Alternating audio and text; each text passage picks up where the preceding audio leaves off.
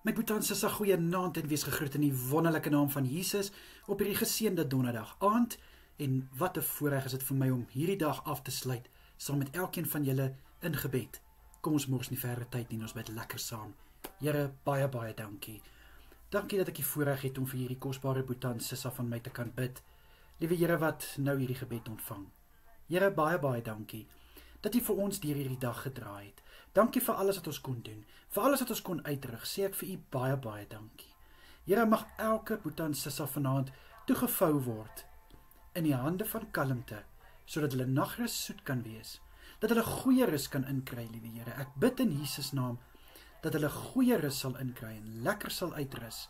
Vader, ek bid dat elkeen rustigheid sal hê in hulle gedagtes, rustigheid in hulle harte, tydens hulle slaap, en mag daar niks wees wat hulle nagrus gaan kom steur nie. Asseblief, Here, ek bid die wakende hand oor elke Boeta en Sissa vanaand. Ek bid dat jy hulle sal beskerm en hulle veilig hou. Asseblief, Here, in die kosbare naam van Jesus is dit my gebed vanaand.